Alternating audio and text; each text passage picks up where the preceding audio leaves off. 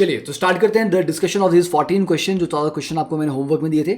First question देखिए, H3PO4 मतलब 3 reaction है यहाँ पे इन्वॉल्विंग H2PO4 नेगेटिव।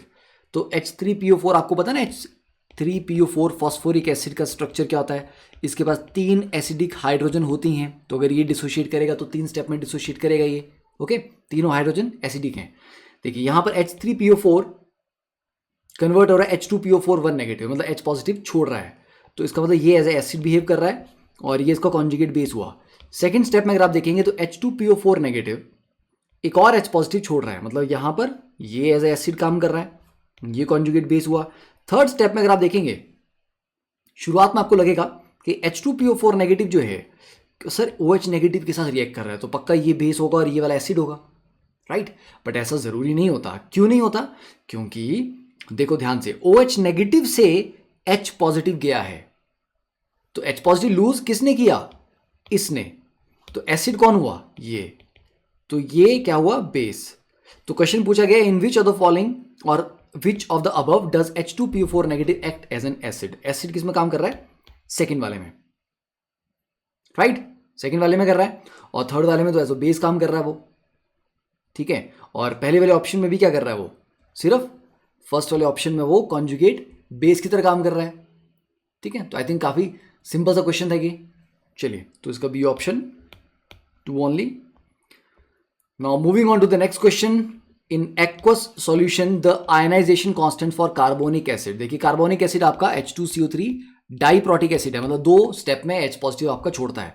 तो 2 स्टेप में छोड़ेगा तो दोनों स्टेप का अलग अलग इक्विलिब्रियम कांस्टेंट्स होंगे, Ka या मतलब K1 और K2, ठीक है। तो 2 इक्विलिब्रियम कांस्टेंट दिए हैं, और आपको बताया था मैंने कि फर्स्ट इक्विलिब्रियम कांस्टेंट हमेशा दूसरे वाले से बड़ा होता है। तो 10⁻⁻7 है, वो 10⁻⁻11 है। तो मतलब पहले स्टेप में ज्यादा आयनाइजेशन होती है। Now select the correct statement for a saturated 0.034 molar solution of the carbonic acid. Okay, तो हमारे को दिया गया है कि भैया एक सैचुरेटेड सॉल्यूशन है, तो कोई बात नहीं, और 2 स्टेप में पूछा हुआ है, ठीक है। तो यहां पर हम डिसोसिएशन के लिए रिएक्शन लिखते हैं। देखिए, तो H2CO3 फर्स्ट स्टेप में आयनाइज होगा H positive plus HCO3 negative में, ठीक है। ये फर्स्ट स्टेप हो गया, इसके लिए आपका K1 इक्विलिब्रियम कांस्टेंट आ गया।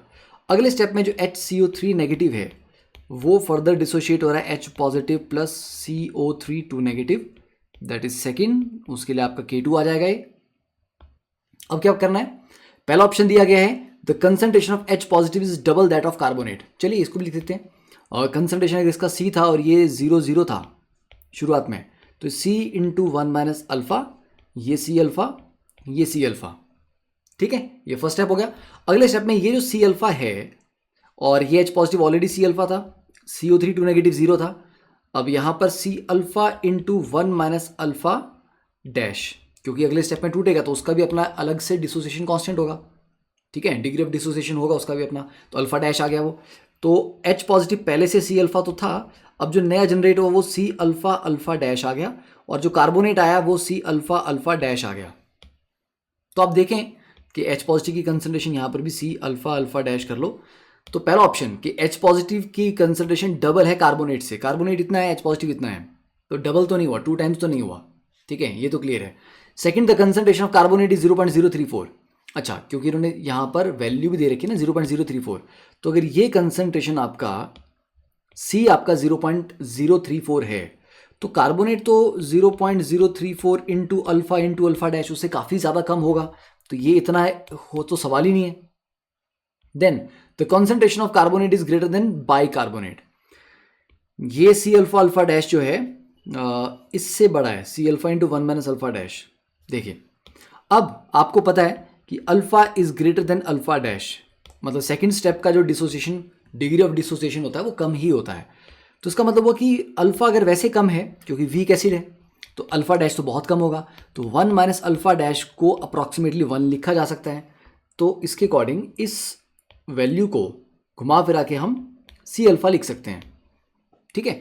और रही बात इसकी कार्बोनेट की, अल्फा वैसे स्मॉल है, अल्फा डैश और भी स्मॉल है, 2 स्मॉल वैल्यूज को मल्टीप्लाई करने पे रिजल्टेंट आता है और भी ज्यादा स्मॉल हो जाता है, तो कार्बोनेट की वैल्यू HCO3 नेगेटिव से ज्यादा होगी, ये तो सवाल ही नहीं है, क्योंकि सेकेंड स्टेप का K2 काफी कम है 10⁻⁻11, तो ये स्टेप वैसे ही बहुत कम हो रहा है। तो इस स्टेप में जो प्रोडक्ट बनना है वो वैसे ही बहुत कम बनना है, तो थर्ड भी गलत हो गया। The concentration of H positive and bicarbonate are approximately same. देखिए अब H पॉजिटिव का कंसंट्रेशन कितना है, H पॉजिटिव का नेट कंसंट्रेशन है C alpha plus C alpha alpha dash, right, मतलब C alpha into 1 plus alpha dash. अब क्योंकि अल्फा डैश स्मॉल है तो अल्फा डैश को आप इग्नोर करके रफली 1 कर लो, तो ये आपका C अल्फा ही आ गया। और बाइकार्बोनेट का भी कितना आ रहा है, C अल्फा आ रहा है, तो यस, तो H पॉजिटिव और बाइकार्बोनेट की कंसंट्रेशन रफली बराबर है। Now question number 3, correct option for the following reaction is ammonia plus water gives you ammonium ion plus OH negative. तो बच्चों यहाँ पर अमोनिया एज अ बेस काम कर रहा है और ये इसको कॉन्जुगेट एसिड हो गया NH4 पॉजिटिव, ठीक है। अब बोला गया Ka of NH4 positive plus Kb is equal to 10 raise पर माइनस 14, नहीं, Ka प्लस Kb नहीं होता 10 रेज पर माइनस 14, Ka इंटू Kb होता है, तो सी ऑप्शन, ठीक है। तो Ka किसका, ये जो कॉन्जुगेट एसिड है इसका Ka, और Kb किसका, जो ये बेस था अमोनिया, तो that is equal to Kw। Now question number 4, the pH of a 0.1 molar solution of acid HQ is 0. pH is 3, the value of the ionisation constant Ka आपको यहां पर पूछा गया है, वो आपको बताना है। देखो अब वीक एसिड है, वीक एसिड के लिए हमने बड़े आराम से पढ़ा होता है, ये H positive plus Q negative, ठीक है, ये C00, वैसे इतना लिखने की जरूरत तो है नहीं, आपको ये पता ही होता है, बट फिर भी चलो।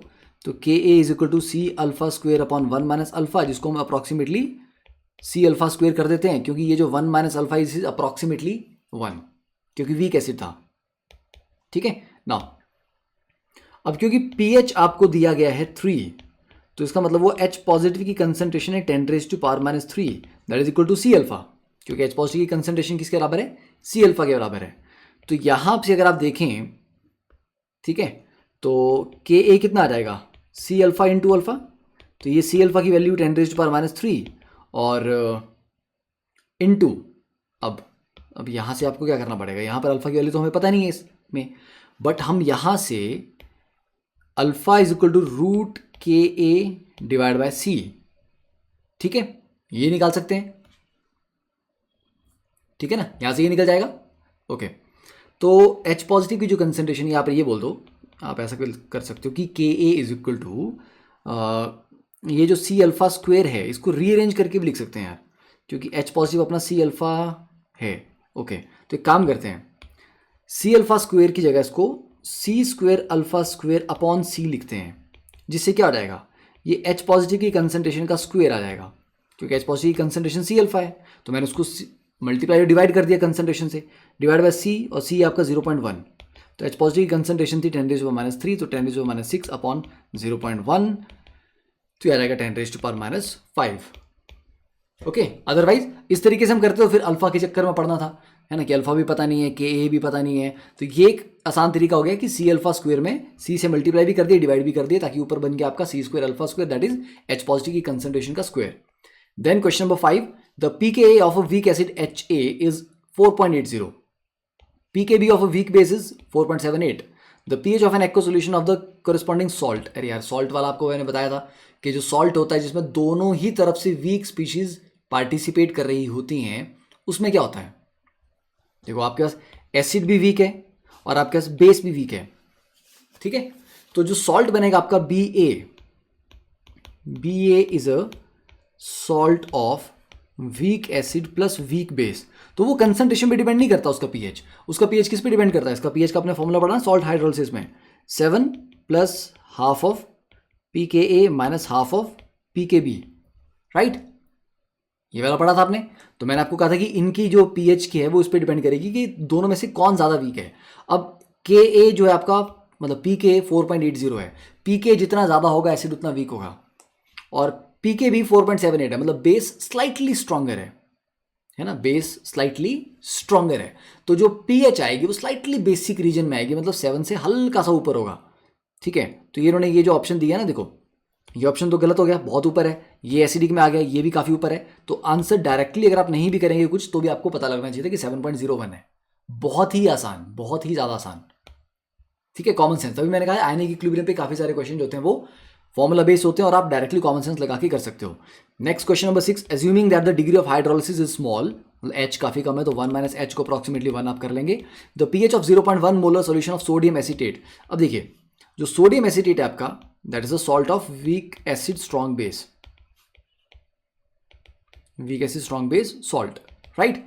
उसका डिग्री ऑफ हाइड्रोलिसिस काफ़ी कम है और पीएच, अब पीएच आपको निकालना है यार। तो आपको पता है वीक एसिड स्ट्रॉन्ग बेस में बेस स्ट्रॉन्ग है, तो बेस स्ट्रॉन्ग होने का मतलब क्या हुआ कि जो पीएच आना है वो स्लाइटली बेसिक आना है, ठीक है।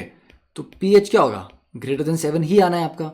तो बेटा ए ऑप्शन आउट हो गया आपका, बी ऑप्शन भी आउट हो गया आपका, या तो सी होगा या डी होगा, ठीक है। चलो अब के ए यहाँ पर दिया हुआ है 10⁻⁻5, तो अब इसको थोड़ा सा सॉल्व के वैसे तो आराम से निकल भी जाएगा ये, क्योंकि डायरेक्टली फॉर्मूला पुट करके आपका आंसर आ जाएगा। Weak acid strong small base, sorry small नहीं स्ट्रॉन्ग बेस। तो पीएच का फॉर्मूला लगाएंगे हाफ ऑफ, या हाफ ऑफ छोड़ो 7 plus P K A divide by 2, ठीक है, plus log C divide by 2, ठीक है। फॉर्मूले वैल्यू पुट करो तो पी के ए की वैल्यू भैया कितनी है हमारे पास, के ए आपका 10⁻⁵ है, तो पी के हो गया आपका 5, तो ये वैल्यू पुट करके आपका कितना आ जाएगा 9, answer D.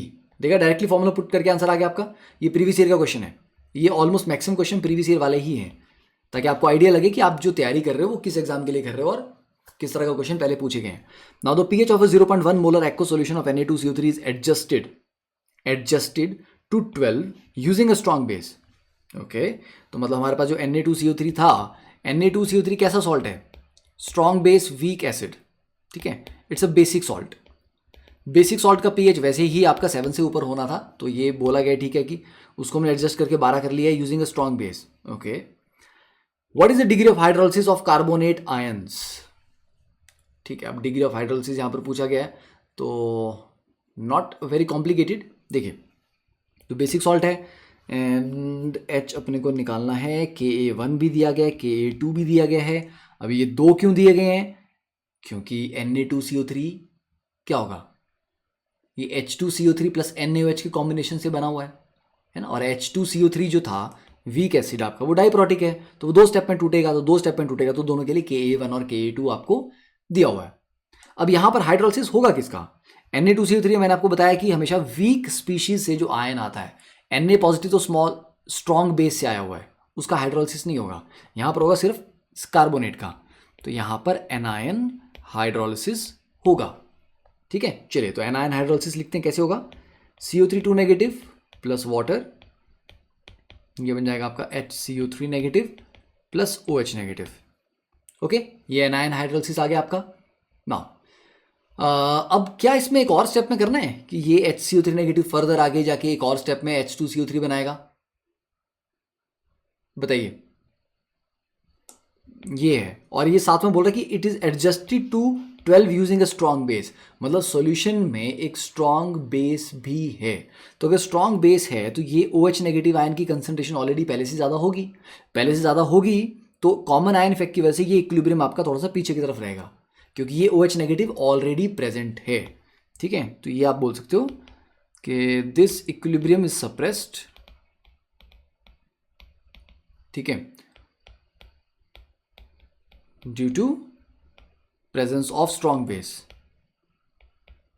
Due to presence of strong base. तो मतलब इसका खुद का जो डिग्री ऑफ हाइड्रोलिसिस है वो वैसे काफ़ी कम होने वाला है, तो अगले स्टेप में जाने की तो जरूरत ही नहीं है।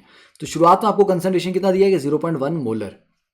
तो Na2CO3 जब पूरा डिसोशिएट करेगा तो ये 2 Na पॉजिटिव प्लस 1 कार्बोनेट बनाएगा, तो इसकी कंसंट्रेशन 0.1 मोलर है, तो Na पॉजिटिव कितना जनरेट करेगा, ये 0.2, और कार्बोनेट कितना करेगा 0.1, तो वहां से कार्बोनेट की कंसंट्रेशन आ गई 0.1, और वाटर की तो कंसीडर करनी नहीं है, वो तो एक्सेस में सॉल्वेंट है वो, तो ये आपका 0 था, ये 0 था, ठीक है।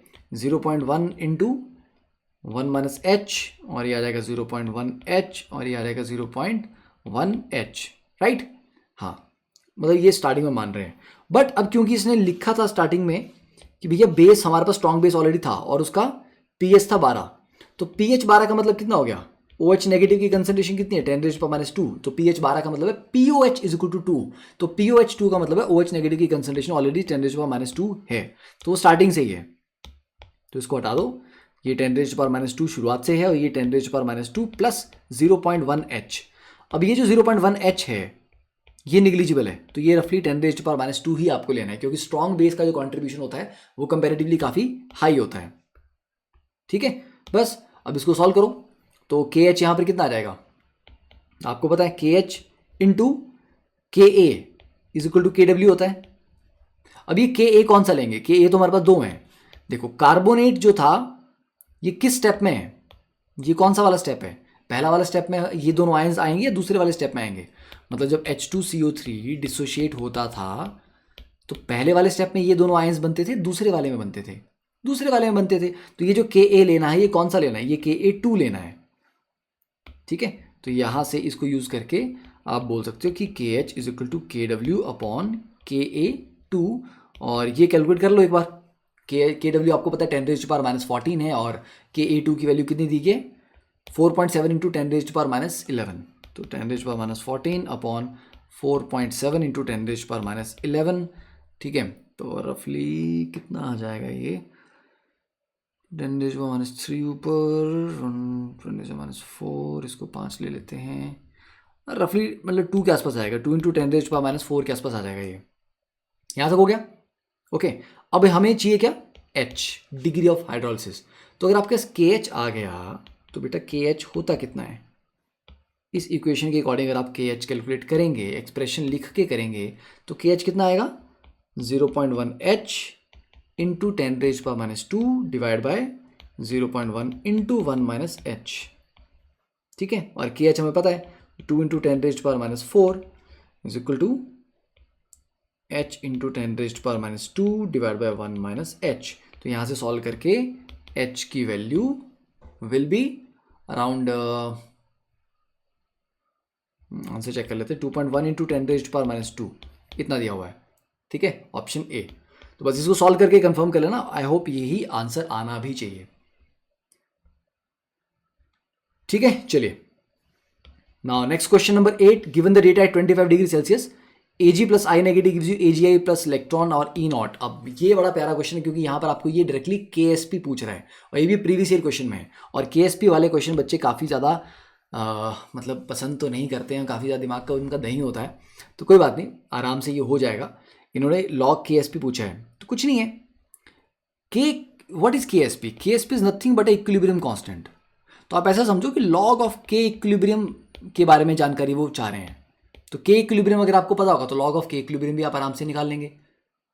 ठीक है, और दो इक्वेशन दिए हैं उनका, दोनों E नॉट आपको दिया गया, तो ऑब्वियसली यहाँ पर नर्स्ट इक्वेशन का इस्तेमाल तो होना ही होना है।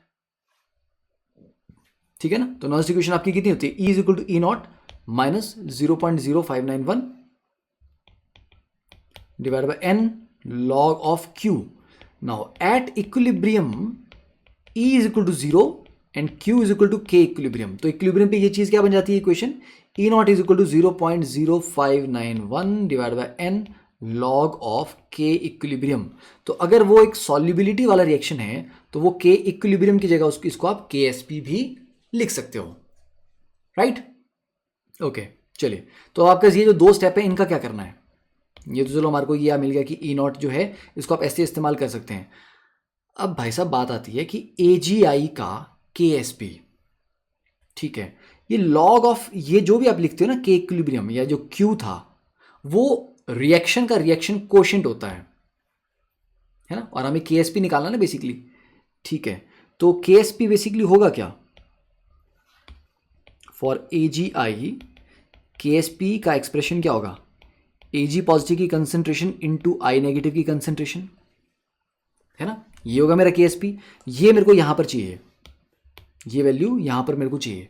ओके, तो ये एक्चुअली Q होता है, Q होता है रिएक्शन का रिएक्शन कोशेंट, मतलब नेट रिएक्शन मुझे क्या चाहिए, तो मेरा जो एक्चुअल रिएक्शन रिक्वायर्ड है मेरे पास वो ये होना चाहिए कि AgI in equilibrium with Ag positive plus I negative, क्योंकि इस रिएक्शन का जो Q होगा वो इसके बराबर होगा, क्योंकि AgI तो सॉलिड है उसकी कंसंट्रेशन तो लेंगे नहीं हम। राइट, तो ये मेरे पास नेट रिएक्शन आना चाहिए। ये नेट रिएक्शन बनाने के लिए मेरे को क्या करना पड़ेगा, अब ये जो दो स्टेप्स मेरे को दिए गए हैं इनको क्या कर सकता हूँ, क्या मैं ऐड कर सकता हूँ इनको, अगर मैं इनको ऐड करता हूँ देन इन दैट केस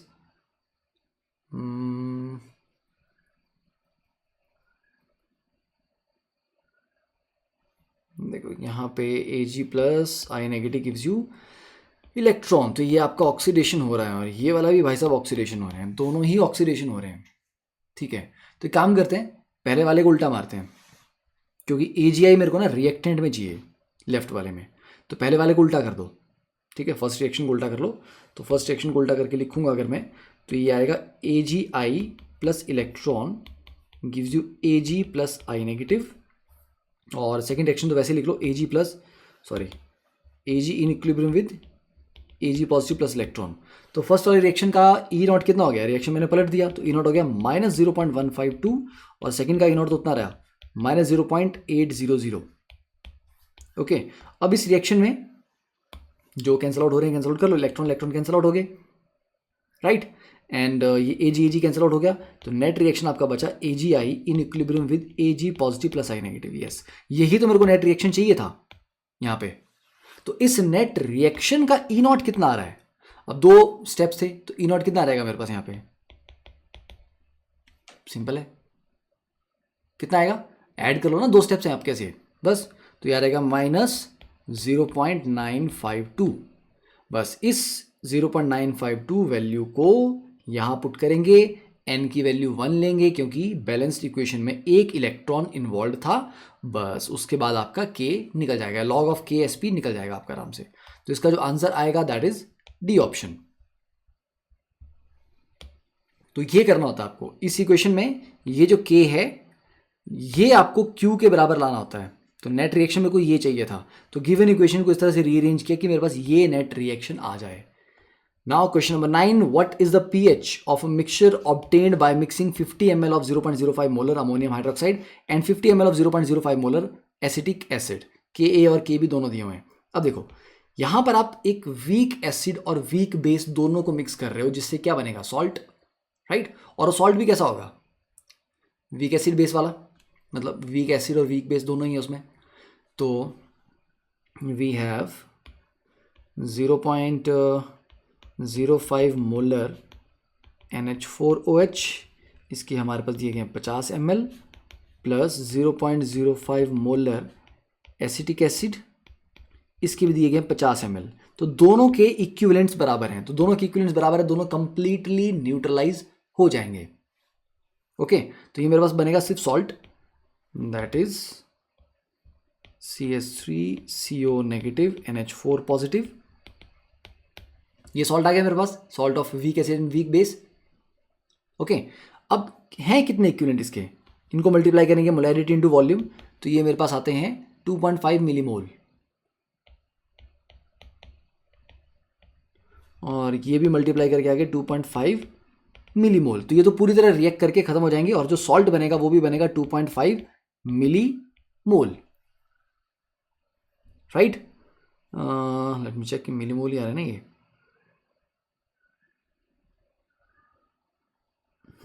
ठीक है, तो 2.5 मिलीमोल आ गए यहाँ पे हमारे पास, डन। अब इसके बाद हमें निकालना है सिंपल pH, तो फॉर्मूला लगा लो जो स्टैंडर्ड फॉर्मूला आपका है, तो pH is equal to 7 plus half of pKa minus half of pKb, put the value, get the answer, done. तो मतलब यहाँ पर आपको इसकी जरूरत थी क्या कि ये 2.5 मिलीमोल बने, नहीं, एक्चुअली इसकी ज़रूरत थी नहीं, मतलब कंसंट्रेशन मैटर ही नहीं करता था शुरुआत से। ओके, तो मतलब आपको डायरेक्टली वाला फॉर्मूला लगाना था और आंसर आपको निकाल लेना है। तो यहाँ से कैलकुलेट करके आपका जो आंसर आएगा वो कितना आएगा, देखो दोनों की वैल्यू बराबर है, 1.8 इंटू 10⁻⁵, 1.8 इंटू 10⁻⁵। जब दोनों की वैल्यू बराबर है भैया, दोनों बराबर वीक हैं, जब दोनों बराबर वीक है तो एकदम एक दूसरे को न्यूट्रलाइज करेंगे तो 7 ही आना है। तो ये भी आपका simple concept based common sense question था, बट चलो हमने इसको पूरा सा स्टडी कर लिया, बट डायरेक्टली आपको पता लगना चाहिए कि जब दोनों ही वीक हैं और दोनों का Ka और Kb भी बराबर है तो मामला बिल्कुल 7 पे रहेगा, neutral. 10th question, the pKa of a weak acid is 4.5, the pOH of an aqueous buffered solution. Okay, अब आगे कहानी हमारे पास बफर की, ठीक है, चलिए।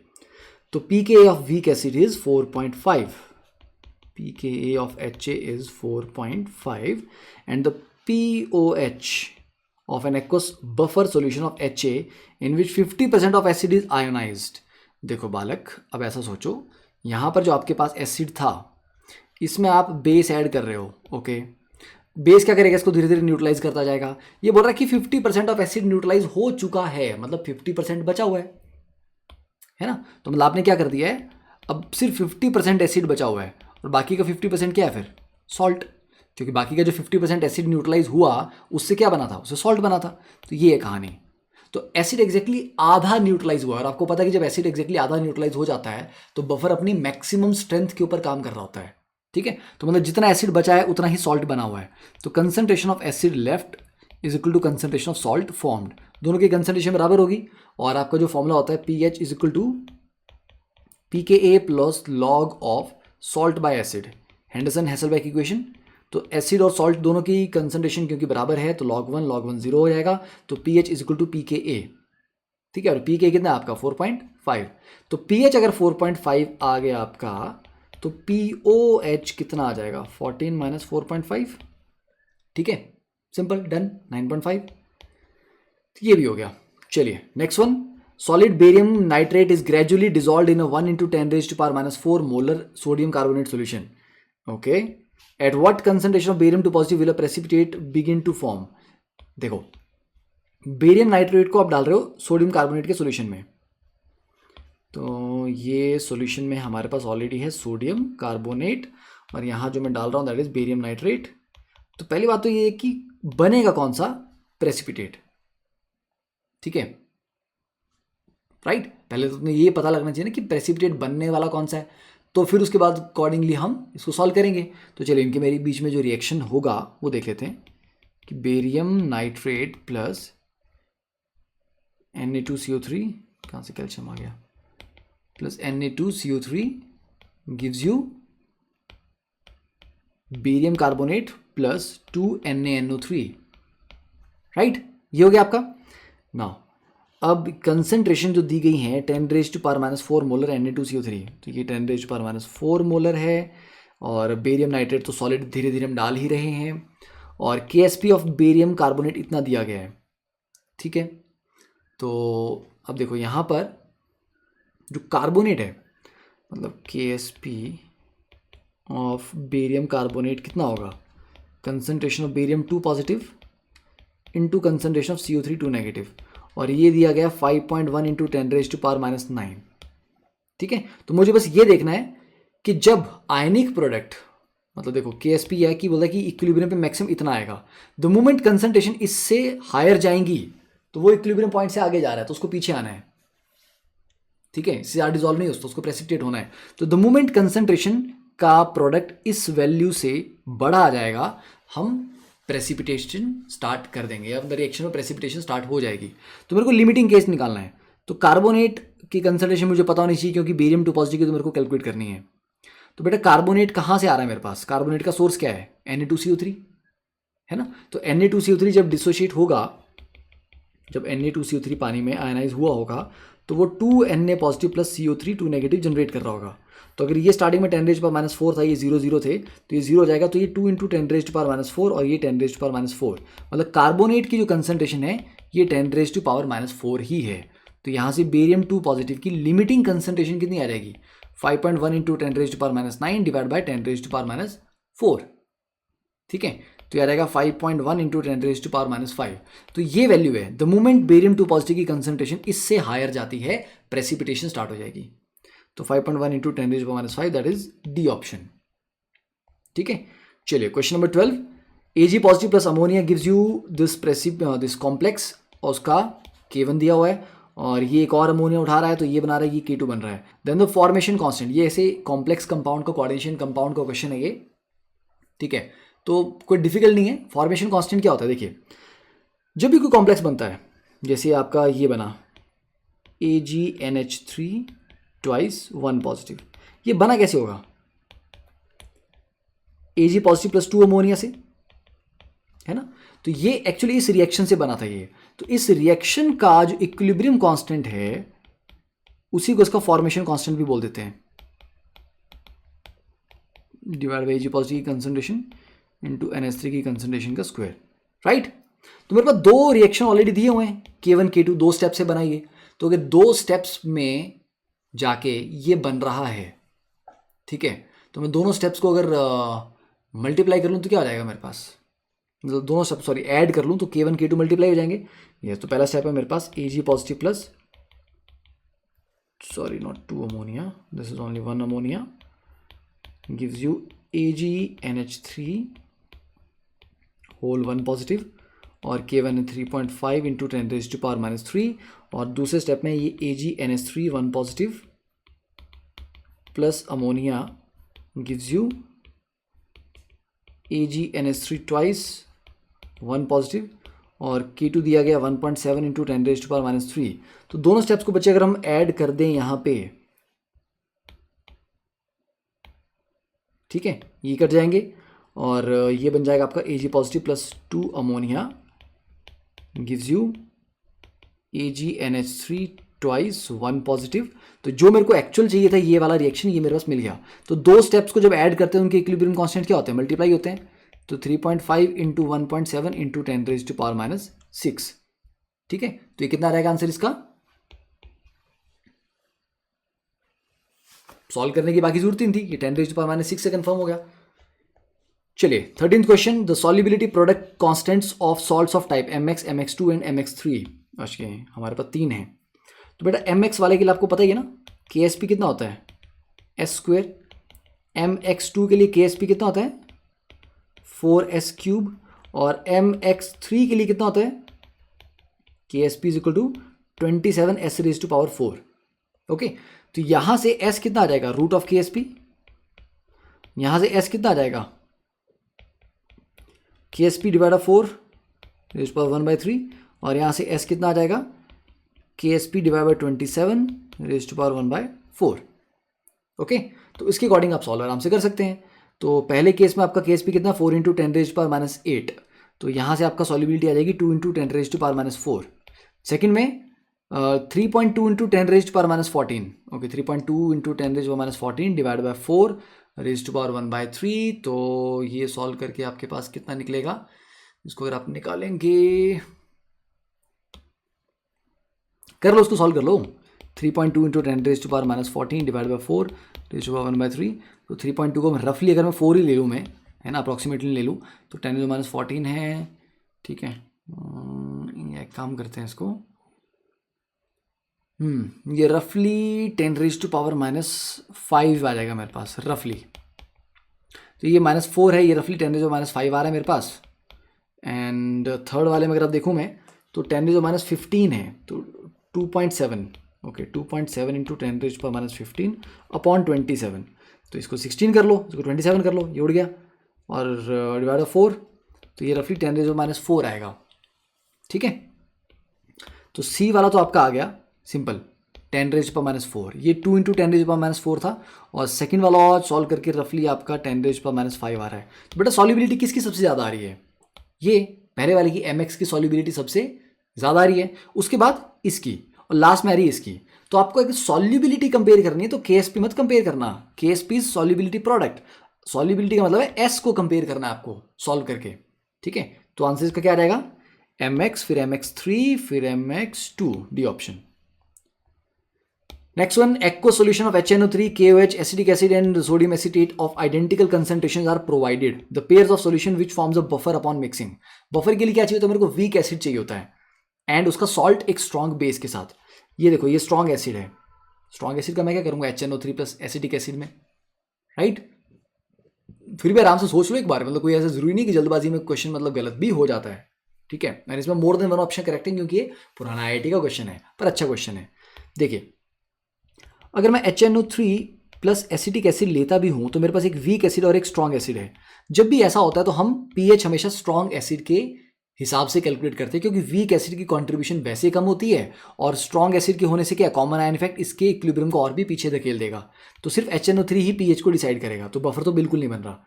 Second, KOH plus sodium acetate.